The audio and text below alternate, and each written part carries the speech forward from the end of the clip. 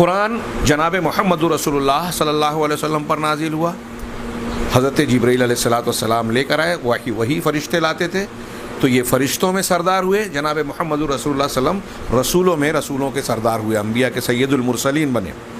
اور جس امت پر نازل ہوا، جس امت کے لیے یہ قرآن کریم نازل ہوا، وہ امت خیر امت ہے۔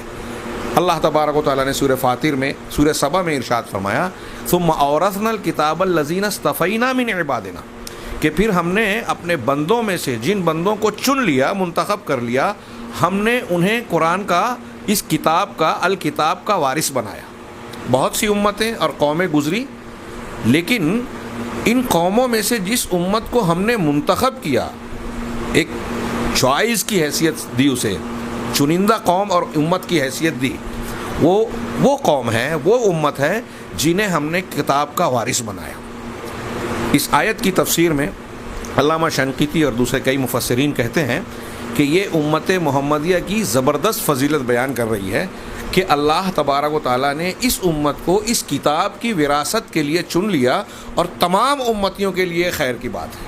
اور اس امت میں، امت محمدیہ میں، اگر کسی کے اندر کوئی اچھائی، کوئی فضیلت، کوئی برتری ہے، تو وہ دراصل قرآن کریم کی برکت کا ہی حصہ ہے۔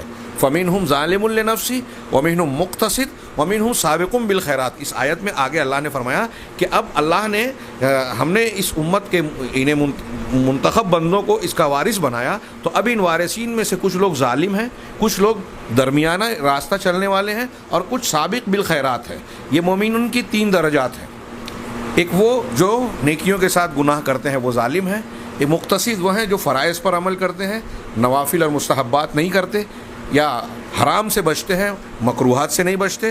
اور سابق بالخیرات وہ ہے جو فرائض کے ساتھ ساتھ نوافل اور مستحبات پر بھی عمل کرتے ہیں، اور حرام کے ساتھ ساتھ مکروہات سے بھی بچتے ہیں۔ یہ اعلیٰ درجے کے، یہ 3 درجات مومن کے ہیں۔ اور قرآن کی اگلی آیت یہ کہتی ہے کہ اللہ تبارک و تعالیٰ نے ارشاد فرمایا کہ ان تمام لوگوں کو جو قرآن کے وارثین ہیں اور قرآن پر ایمان رکھنے والے ہیں، ہم جنت میں داخلہ دیں گے۔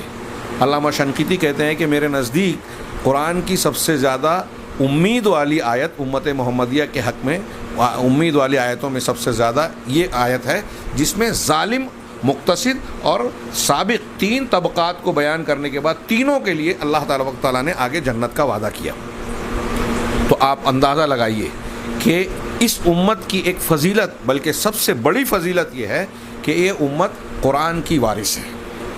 لیکن صرف کیا قرآن کا مل جانا ہمارے لیے فضیلت میں کافی ہے، یا فضیلت کی بات کے لیے کافی ہے؟ نہیں، بلکہ قرآن یا کوئی بھی ذمہ داری اگر کسی انسان کو ملتی ہے، کوئی فضیلت ملتی ہے، تو اس فضیلت کے ساتھ ساتھ ایک ذمہ داری اور حق بھی ہوتا ہے، قرآن کا حق ہوتا ہے۔